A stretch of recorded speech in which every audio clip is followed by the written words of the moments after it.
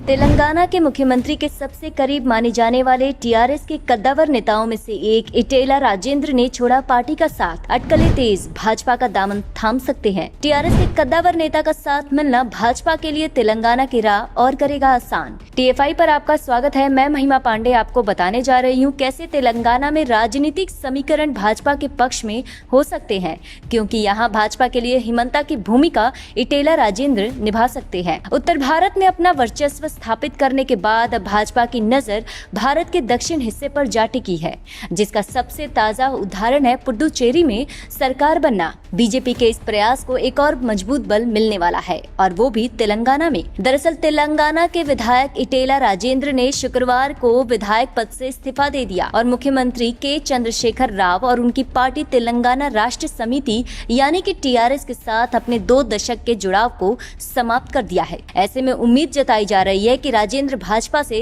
जुड़ सकते हैं। बता दें कि इटेला राजेंद्र को हाल ही में कैबिनेट के पद से बर्खास्त कर दिया गया था।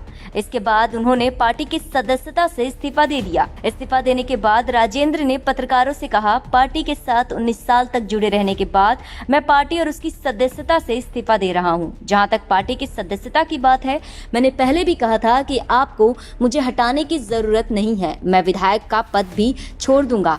मैं अपने समर्थकों से बात करने के बाद अपनी आगे की रणनीति के बारे में जानकारी दूंगा। इतना ही नहीं, राज्य के मुख्यमंत्री पर निशाना साधते हुए राजेंद्र ने कहा कि मंत्री पद गुलाम होने से भी बदतर है। राजेंद्र ने तेलंगाना के मुख्यमंत्री केसीआर पर एक निरंकुश शासन चलाने का आरोप लगाया है, जहां मंत्रियों को अपना काम नहीं करने दिया जा रहा है। राजेंद्र का यह बयान इस सप्ताह की शुरुआत में दिल्ली में भारतीय जनता पार्टी के अध्यक्ष जेपी नड्डा के साथ बैठक के बाद आया है।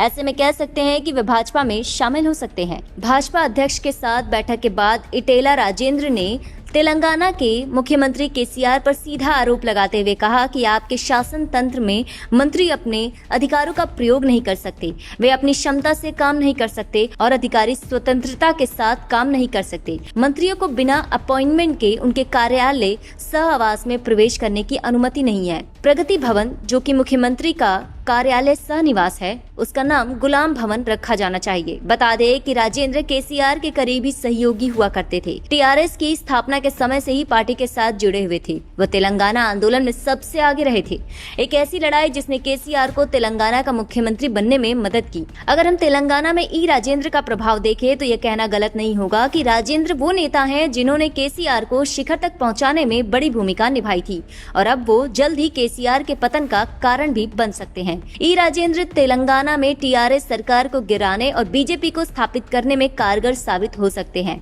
इसके 3 कारण हैं। पहला यह कि राजेंद्र दूसरे हिमंता बिस्वा शर्मा बन सकते हैं, क्योंकि असम के हिमंता की तरह यह भी जमीनी स्तर के नेता हैं। यह भी अपने राज्य में बहुचर्चित नेता हैं, और यही नहीं, राजेंद्र टीआरएस और केसीआर की नस नस से वाकिफ हैं। अब राजेंद्र टीआरएस को बना सकते हैं तो फिर गिरा भी सकते हैं।